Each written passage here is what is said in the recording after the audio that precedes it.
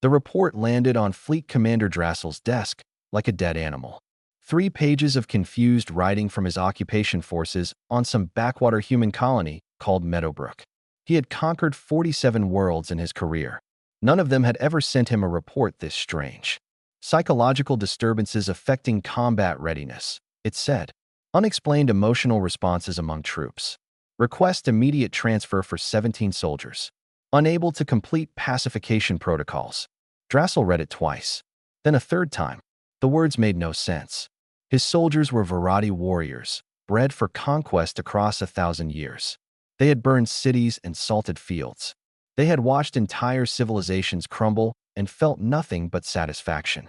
Now they were requesting transfers from an agricultural colony with no military, no weapons, and no resistance. He ordered his shuttle prepared. Whatever trick these humans were playing, he would find it himself. Meadowbrook looked exactly like the intelligence reports had promised. Rolling green hills covered in crops. Small wooden houses with smoke rising from chimneys. Dirt roads connecting tiny villages. No fortifications. No hidden bunkers. No defense systems of any kind. The humans had surrendered within 6 hours of the invasion. They had not fired a single shot. Drassel landed in the largest settlement and immediately felt something wrong. His soldiers were present, but they were not patrolling. They were not enforcing curfews or cataloging resources for seizure. They were sitting on porches. They were walking alongside humans through gardens. One warrior was holding a small human child on his shoulders while the child laughed and pointed at clouds. What is the meaning of this? Drassel demanded. The warrior nearly dropped the child in surprise. He set her down gently, and she ran off toward a nearby house, waving goodbye over her shoulder. The warrior waved back before catching himself. Commander, I can explain. You will explain nothing. You will return to your post immediately. But before the warrior could move, an elderly human female emerged from the house. She was small and wrinkled, with white hair and a curved spine. She carried a tray with some kind of steaming bowl on it. "Oh, you must be the new one," she said to Drassel. Her voice was soft and warm. "You look hungry, dear. When did you last eat? Come inside. I just made soup." Drassel stared at her. This creature's world had been conquered. Her people were under occupation. Varadi soldiers had marched through her streets just weeks ago, and she was offering him soup. "I am Fleet Commander Drassel of the Varadi hegemony. I have conquered your world. I am not hungry." The old woman clicked her tongue. "Nonsense. Look at you, all skin and scales. You boys work too hard. Come, come." She turned and walked back toward her house, fully expecting him to follow. He did not follow, but he watched as 3 of his soldiers did, filing into her home like obedient children. Over the next several hours, Drassel walked through the settlement. The pattern repeated everywhere. Human families had essentially absorbed his occupation force. Soldiers sat at dinner tables with their supposed enemies. They helped repair roofs and carry water. One squad had abandoned their patrol entirely to help a human farmer harvest his field, working alongside him in the dirt and laughing at jokes Drassel could not hear. None of them were prisoners. None of them were being threatened or manipulated. They simply seemed to have forgotten that they were conquerors. He found Sergeant Vreth near the central square. Vreth was one of his best soldiers, a decorated veteran of 30 campaigns. He had personally executed rebel leaders on 6 worlds. His service record was flawless. Vreth was crying. The tears leaked from his compound eyes and dripped down his scaled face. He made no effort to hide them. In his clawed hands, he held a small piece of paper with crude drawings on it. A child's artwork, showing stick figures with 2 mini legs standing under a yellow sun.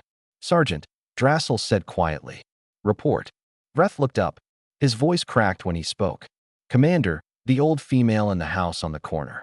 The one with the flowers. "She called me dear today. She said I reminded her of her grandson, who died in some accident years ago. She asked if I was eating enough. She packed me food to take back to my quarters. And I was assigned to burn her dwelling tomorrow, Commander.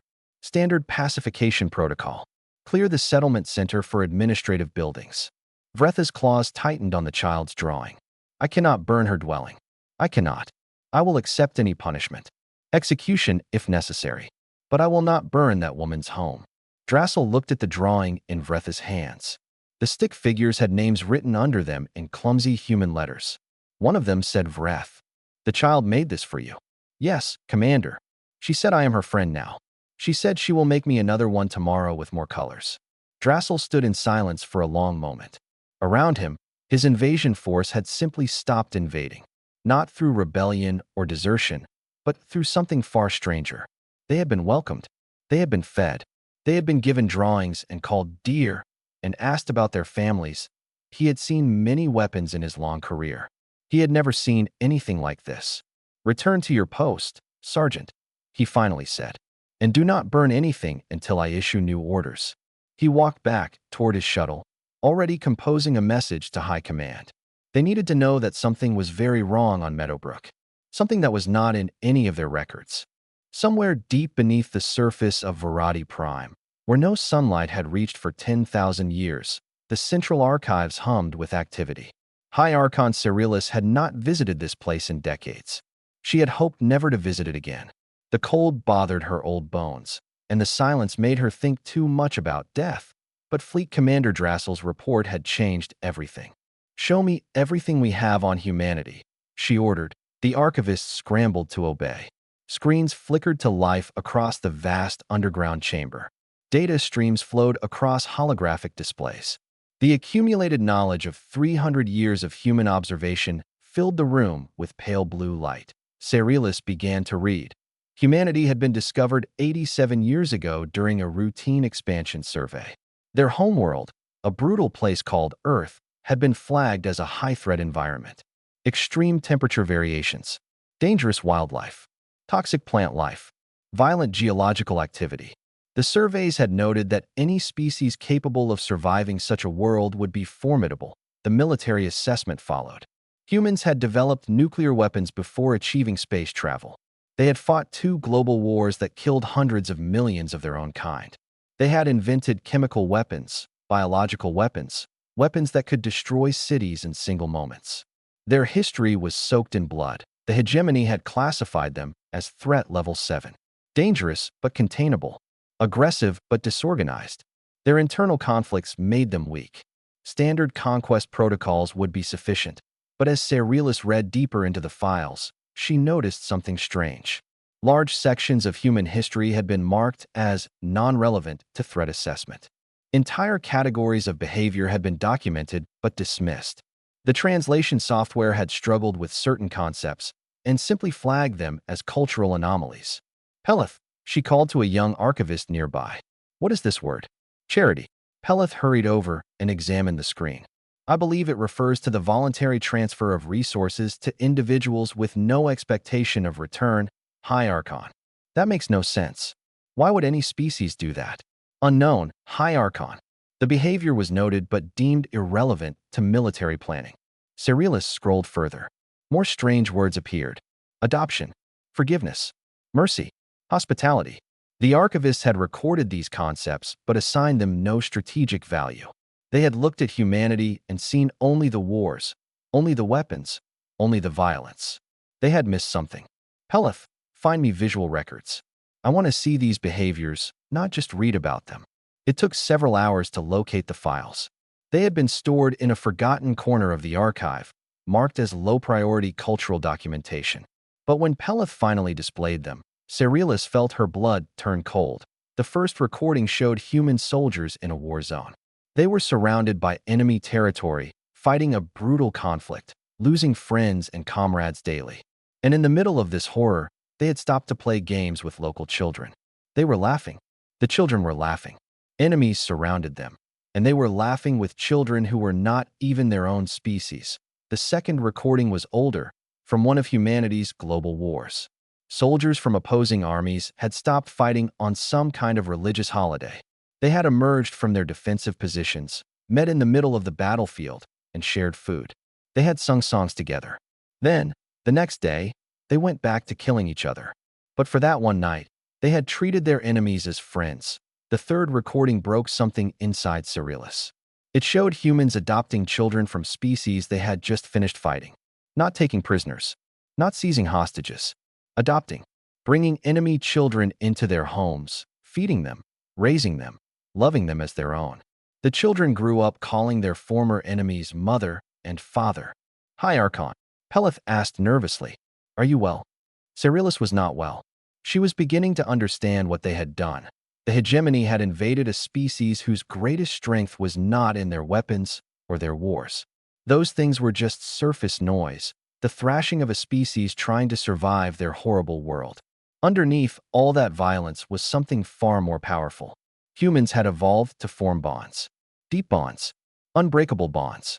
They could love anything, befriend anything, adopt anything, even their conquerors. Pelith, Cyrillus whispered. There is a human phrase in these files. Killing with kindness. How do we translate it? Pelith checked the records. As an execution method, hierarchon. A form of slow torture, possibly through poisoning. We were wrong. Cyrillus turned away from the screens. We were completely wrong. It is not an execution method. It is exactly what it sounds like. They kill their enemies by being kind to them. They destroy opposition by making it impossible to oppose them. She began walking toward the exit, her old legs moving faster than they had in years. Hierarchon, where are you going? To the War Council. They need to know that we have made a terrible mistake. We have invaded a species that does not fight back because it does not need to fight back. It simply waits until you cannot bring yourself to fight anymore. Behind her, the screen still glowed with images of humans embracing their enemies, feeding strangers, loving children that were not their own. The greatest weapon in the galaxy, and it had not been in any of their records. The spread counselor Breath had interrogated war criminals, terrorists, and traitors. She had broken the minds of spies who would rather die than talk. Her reputation as the hegemony's finest psychological warfare specialist was built on a foundation of broken enemies. Nothing frightened her. Nothing surprised her. Until now, the reports from occupied human worlds covered her desk in stacks half a meter high. She had read them all. Every single one told the same impossible story that on Greenfield Colony, human prisoners were sharing their food rations with guards. Not because they were ordered to. Not because they expected anything in return. They simply saw hungry soldiers and decided to share that on New Haven. Human doctors had begun treating wounded Verati without permission. They bandaged cuts, set broken bones, and administered medicine using their own limited supplies. When asked why, they seemed confused by the question. You were hurt, they said, as if that explained everything done on Riverside Station. A human woman named Martha had adopted an entire patrol unit. She had learned their names, their ranks, their favorite foods. She knitted them warm coverings for their scales because she noticed they shivered in the cold. She packed them lunches every morning with little notes inside wishing them good days. The soldiers had stopped patrolling. They just sat with Martha now, helping her with housework and listening to her stories about her dead husband. Breath requested immediate transfer to the front lines. She needed to see this for herself. She chose Meadowbrook, where the phenomenon had first been reported. The shuttle ride gave her time to prepare her psychological countermeasures. She had studied human manipulation tactics. She knew about their propaganda techniques, their social engineering methods, their ability to create false emotional connections. She would not be fooled. Her first interview was with a young warrior named Threx. He had been assigned to a checkpoint at the edge of the main settlement. His duty was to search humans for weapons and contraband. Simple work. Impossible to compromise. Threx sat across from her in the interrogation room, his scales dull and his eyes unfocused. He looked like a soldier who had been defeated in battle, not one who had spent 6 weeks on the easiest assignment in the hegemony. Tell me what happened, Breath said. A small human child fell down near my checkpoint, Threx began. His voice was distant, remembering. She scraped her knee on the ground. There was blood. Not much blood, but she cried like she was dying. The sound was horrible, high-pitched and desperate. It felt like something was cutting into my chest. You felt sympathy for an enemy child. I did not know what I felt. I only knew that the sound hurt me, and I wanted it to stop. So I went to her. I picked her up. Her body was so small and warm in my arms. She stopped crying almost immediately. She looked at me with her wet little eyes and asked if I was a monster. Breath made notes. Standard trauma bonding, potentially exploitable. Continue. I told her I was a soldier. She asked if soldiers hurt people. I said sometimes. She thought about this for a moment, and then she said that I did not look like someone who hurt people. She said I looked like someone who needed a hug. Threx stopped speaking. His claws were trembling. And then, Breath prompted. And then she hugged me. This tiny creature whose world I had helped conquer. She wrapped her small arms around my neck and squeezed, and she said I was her friend now. Threx looked directly at Breath for the first time. Her parents came running. I thought they would scream, attack me, try to take her away. But they saw her hugging me, and they smiled. They thanked me for helping their child. They invited me to dinner that evening. Did you go? Yes, counselor. I went. And I have gone every evening since. They ask about my family back home. They remember things I tell them. Last week, the father taught me a human game with wooden pieces on a checkered board. He laughed when I made mistakes and praised me when I improved. No one has praised me since basic training. Breath set down her notes. Soldier, you understand that these humans are the enemy?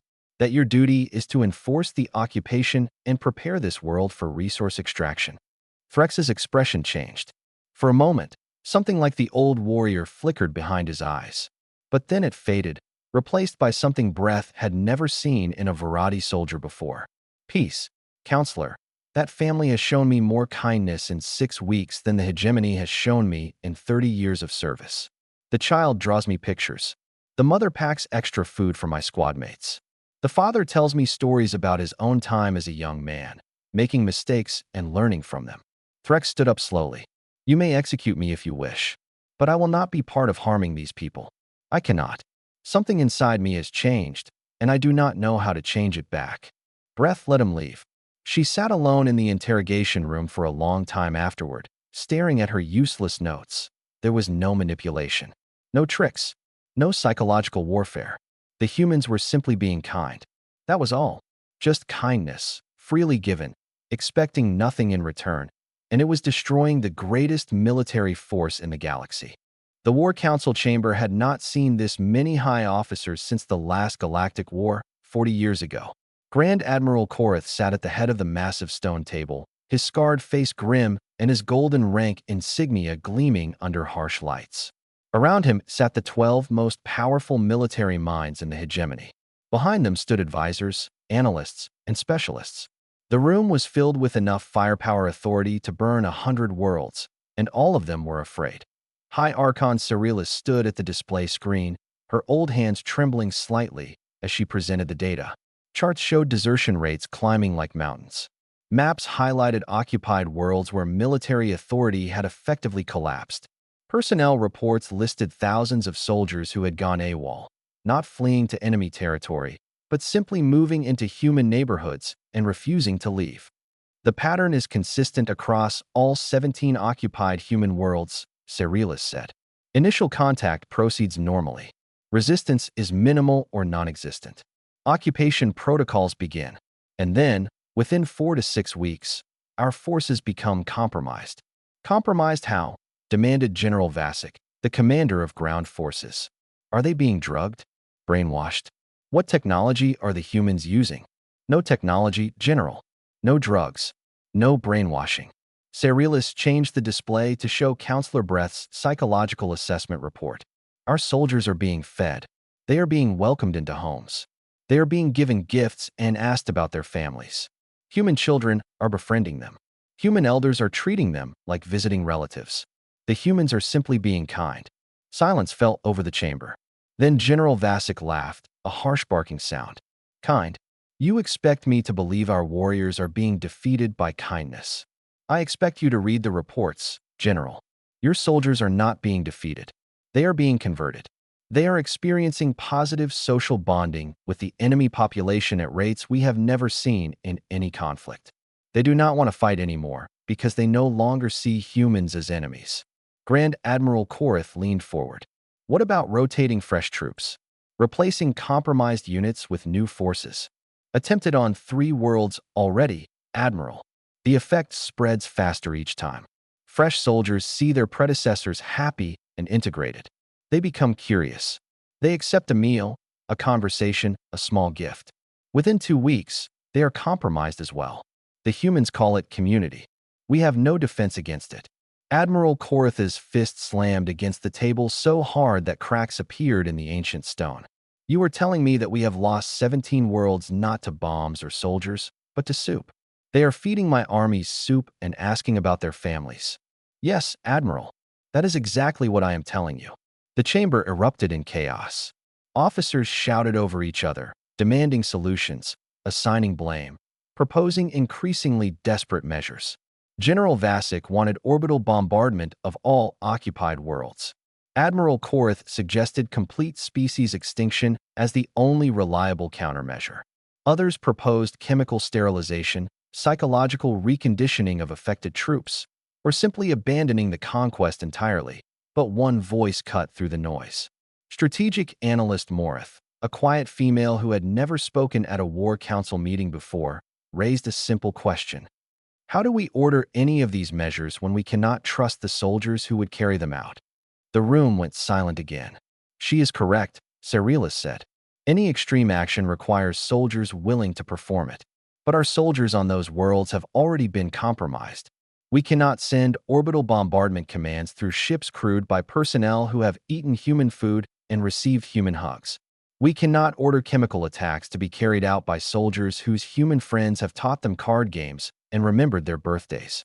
Then we use automated systems, Vasek growled. Drones, missiles, weapons that do not need soldiers. And who programs those systems, General? Who maintains them? Who gives the final authorization? Cerilis shook her head. Every level of our military structure has personnel who have served on human worlds.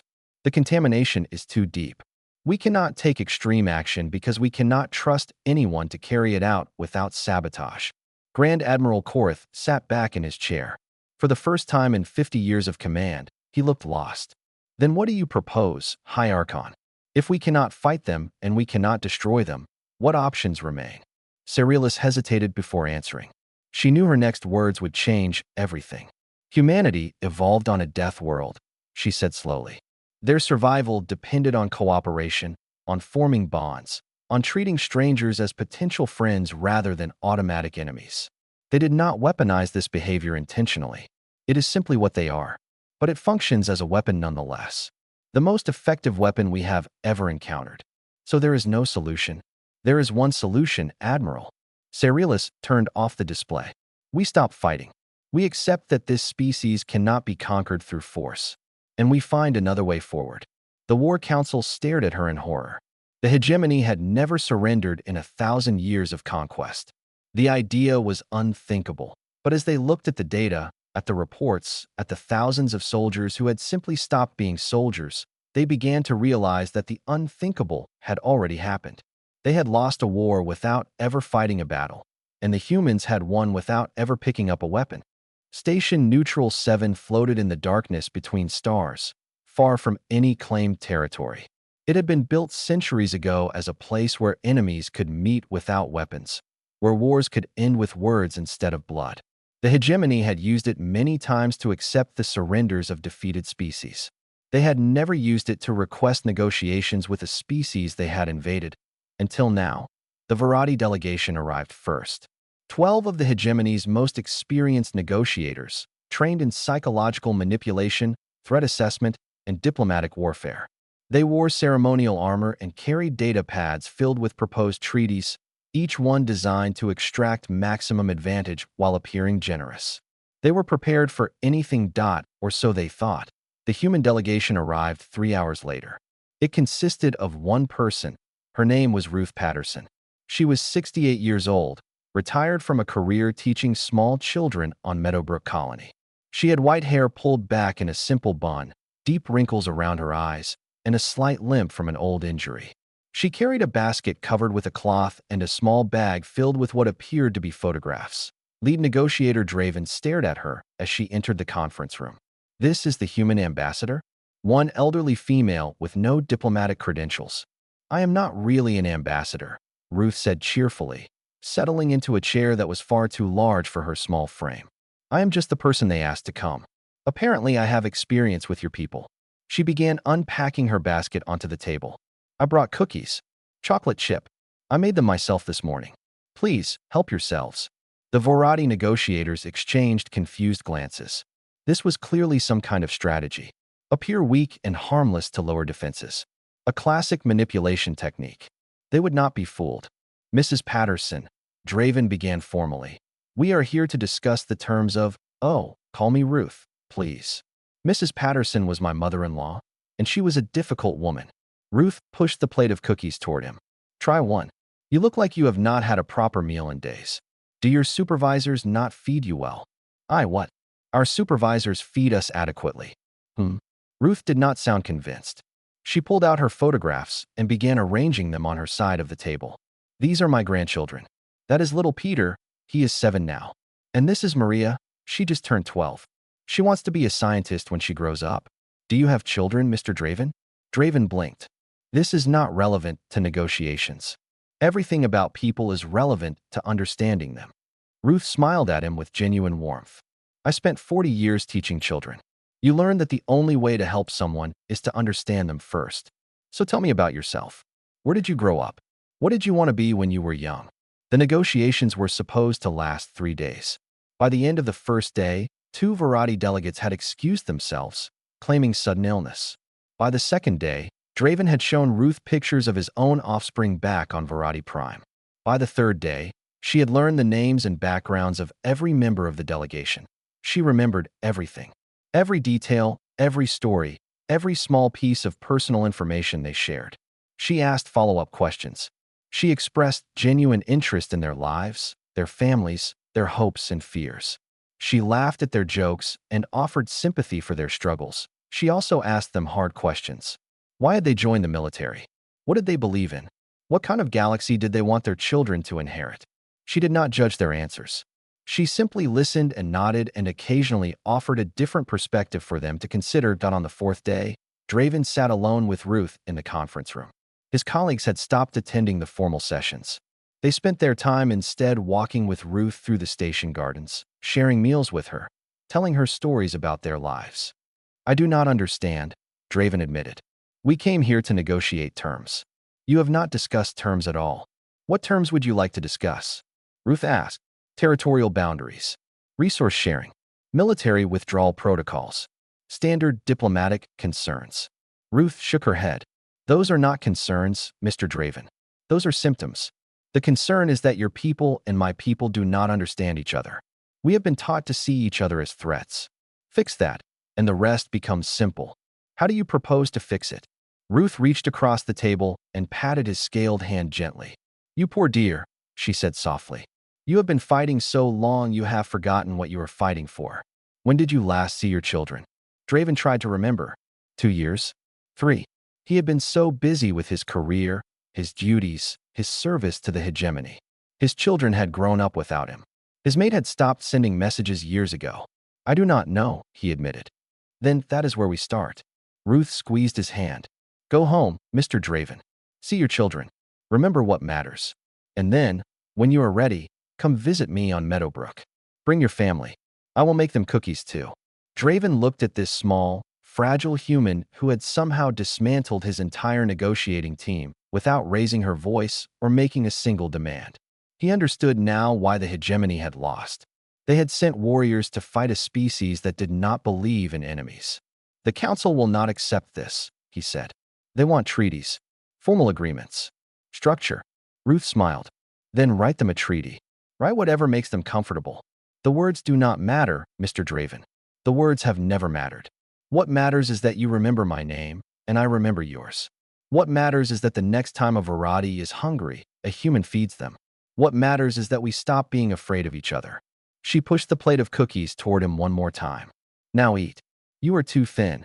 Your children will worry. This time, Draven took a cookie. The surrender ceremony was the strangest event in hegemony history.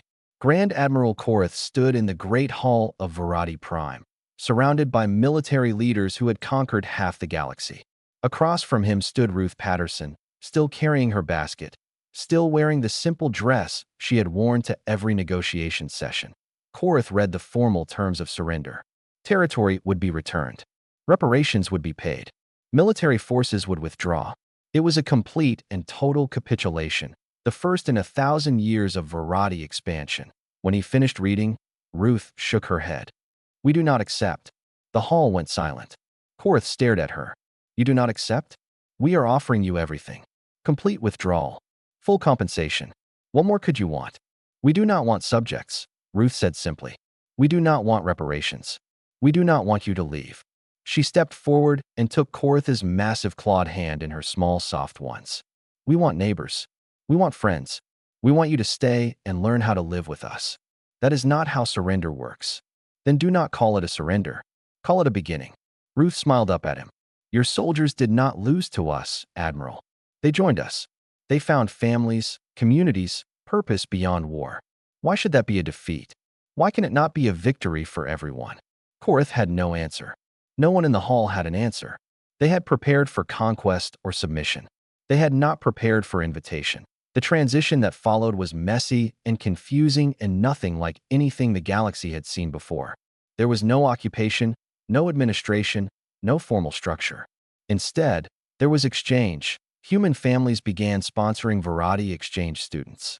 Young soldiers who had once trained to conquer human worlds now lived in human homes, learning human customs, eating human food, playing human games.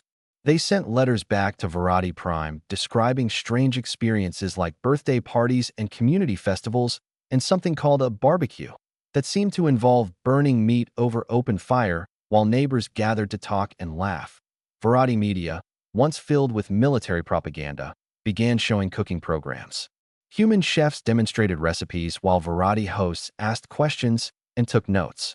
A show called Dinner Between Worlds became the most popular program in hegemony history. Viewers watched humans and Varadi cooking together, sharing meals, sharing stories. Within 5 years, an entire generation of Varadi children had grown up with human aunts and uncles who sent them birthday presents and visited during holidays. They learned human languages alongside their own. They played human music on Varadi instruments.